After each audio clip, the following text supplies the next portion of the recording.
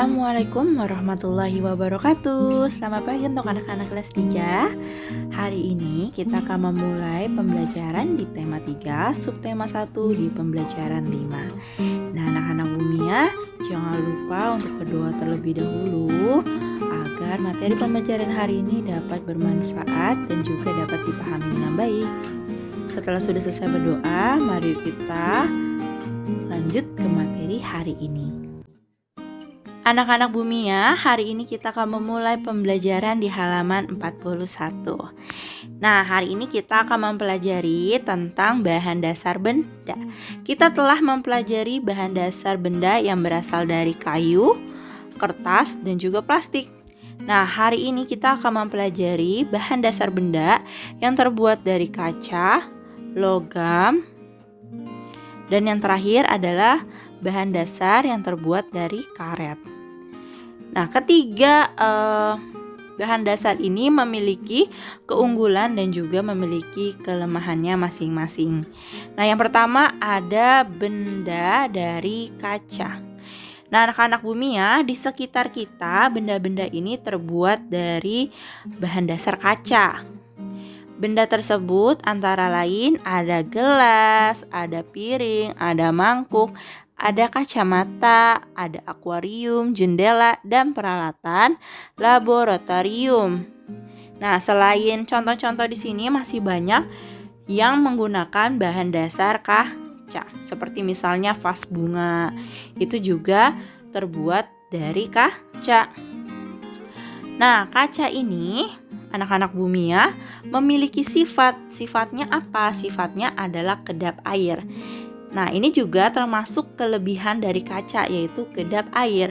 Karena kedap air, maka kaca ini digunakan untuk membuat benda yang tahan air. Contohnya tadi seperti botol minum, terus ada gelas, nah ada juga mangkuk dan piring. Jadinya tidak bocor ketika diisi air ataupun makanan yang berkuah. Nah, kaca sifatnya juga tembus cahaya. Lalu yang kedua adalah benda dari logam. Bahan dasarnya logam. Nah, beberapa benda yang ada di sekitar kita ini ada yang terbuat dari logam. Contohnya apa, Bumia? Nah, benda-benda tersebut antara lain ada panci, penggorengan, sendok sayur, terus ada sendok makan, kerangka mobil, dan pagar rumah. Nah, contoh-contoh ini adalah beberapa contoh. Masih banyak lagi benda-benda yang bahan dasarnya terbuat dari logam. Nah, apa ya kelebihan dan kelemahan dari benda yang bahan dasarnya logam? Mengapa benda-benda tersebut dibuat dari logam? Nah, anak-anak Bumia, di sini ada pertanyaan, mengapa benda-benda yang ada di atas seperti sendok, penggorengan, panci harus terbuat dari logam? Nah, di sini sudah ada jawabannya. Karena logam memiliki sifat yang kuat dan dapat dibentuk. Dan yang terakhir, logam ini dapat menjadi penghantar panas yang baik. Makanya sering digunakan untuk peralatan masak seperti panci dan juga penggorengan, karena dapat menghantarkan panas dengan baik ketika kita memasak. Karena kita memasak membutuhkan juga benda-benda yang bahan dasarnya kuat. Coba kalau kita memasak menggunakan bahan dasar yang dari plastik. Nah, ketika dinyalakan kompornya, bahan dasar yang terbuat dari plastik akan meleleh, jadi hancur tempatnya. Alat masak itu bahan dasarnya harus terbuat dari logam, harus kuat dan memiliki penghantar panas yang baik. Yang ketiga ada benda dari karet. Bahan dasarnya terbuat dari karet. Contohnya apa, Bumia? Contohnya ada penghapus pensil. Nah, penghapus pensil ini adalah terbuat dari karet. Contoh lainnya ada ban, ada balon, sandal karet, bola, dan sarung tangan karet. Nah, ini adalah beberapa benda yang bahan dasarnya terbuat dari karet. Anak-anak bumi ya, bagaimanakah sifat karet? Nah, karet ini memiliki sifat elastisitas atau daya kelenturannya sangat baik sehingga bahan dasar yang terbuat dari karet ini gampang dibentuk atau mudah dibentuk. Contohnya dibentuk menjadi sendal, terus dibentuk jadi bola, jadi balon, jadi penghapus dan lain-lain. Nah, yang kedua, karet ini memiliki sifat yang kuat. Karena sifat yang kuat, karet biasanya dibentuk untuk membuat benda, contohnya adalah ban sama bola. Nah, ban sama bola ini harus memiliki bahan dasar yang kuat. Terus, yang ketiga, karet memiliki sifat yang kedap air atau tidak mudah menyerap air. Contohnya adalah untuk membuat benda sepatu boot, sepatu katak untuk renang, dan juga sendal, di mana ketiga benda ini tidak mudah menyerap air. Anak-anak bumi ya, setelah tadi kita sudah mempelajari apa saja benda-benda yang terbuat dari bahan dasar kaca, logam, dan juga terbuat dari karet. Nah, kalian bisa mengamati benda-benda yang ada di sekitar kalian atau di sekitar kelas dan tuliskan pengamatan pada tabel yang telah disediakan di halaman 42. Di sini kalian menuliskan nama benda dan bahan pembentuknya apa.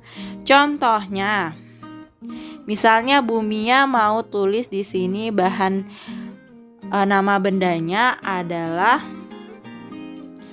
cermin. Nah, cermin bahan pembentuknya adalah dari kaca. Kalian bisa menyebutkan nama bendanya sebanyak 5 benda dan bahan pembentuknya terbuat dari kaca atau logam atau karet. Anak-anak bumi ya, setelah tadi kita sudah mengamati benda-benda yang ada di sekitar kita akan melengkapi bagan yang ada di halaman 43. Nah, di sini sudah ada bagan bahan pembentuk benda. Ada kotak yang kosong, maka kotak inilah yang harus kita isi. Di mana bahan pembentuk benda itu ada 6. 1, 2, 3, 4, 5, 6. Kotak 3 dan kotak 4 ini kalian isi. Di sini sudah disebutkan ada kertas, kayu, plastik, kaca. Nah, sisanya apa? Setelah sudah mengetahui bahan pembentuk bendanya, baru kalian sebutkan sifat bahannya. Setelah sudah tahu sifat bahannya, baru kalian kasih contoh bendanya nih apa. Anak-anak bumi ya, kita telah mempelajari tentang alat ukur. Nah, salah satu alat ukur yang mudah kita gunakan adalah penggaris. Penggaris bahan dasar pembentuknya adalah dari plastik, kayu, ataupun aluminium. Tetapi penggaris tidak bisa menggunakan bahan yang terbuat dari kaca. Kenapa? Karena bahan kaca ini kelemahannya adalah salah satunya gampang pecah dan retak. Nah, kalau kalian perhatikan pada penggaris kalian, di sana ada satuan yang tertera pada penggaris kalian. Ada yang satuannya meter, sentimeter, dan ada yang milimeter. Bumia, meter, sentimeter, dan milimeter ini apa? Meter, sentimeter, dan milimeter adalah disebut dengan satuan panjang. Nah, apakah kamu dapat mencari hubungan antara satuan meter, sentimeter, dan juga milimeter? Nah, di sini Siti bertanya, bagaimana cara mengubah 1 meter kita ubah ke sentimeter? Dan juga bagaimana cara mengubah 1 meter ke satuan panjang milimeter? Nah, untuk kalian bisa mengerjakan ini, kalian harus mengetahui namanya tangga satuan panjang.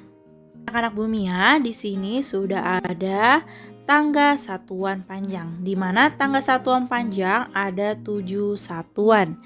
1, 2, 3, 4, 5, 6, tuh Ada 7 satuan.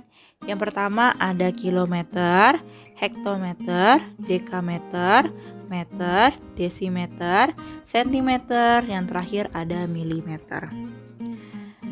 Nah, di sini anak-anak Bumia kita akan mempelajari tentang cara mengubah dari satuan panjang ke satuan panjang lainnya. Nah, alat ukur penggaris biasanya menggunakan satuan panjang sentimeter dan juga milimeter. Kalau meter biasanya digunakan pada satuan panjang alat ukur meteran saku atau meteran roll.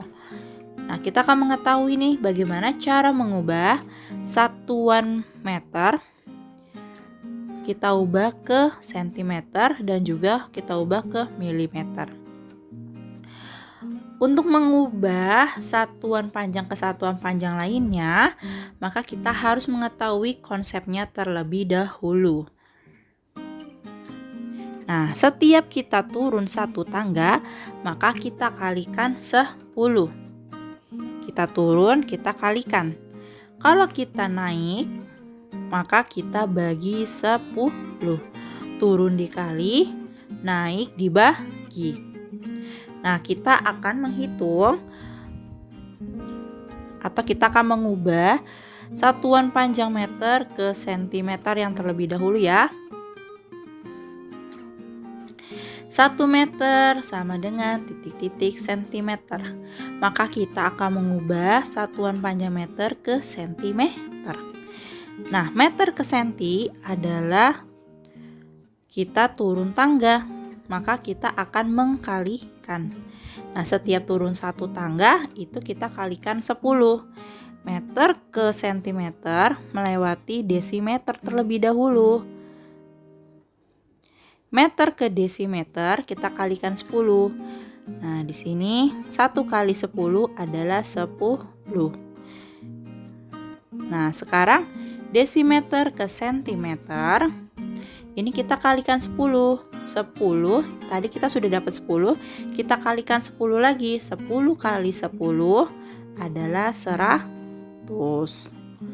Berarti meter ke sentimeter sama dengan 1 meter sama dengan titik-titik sentimeter. Jawabannya adalah 1 meter sama dengan 100 sentimeter.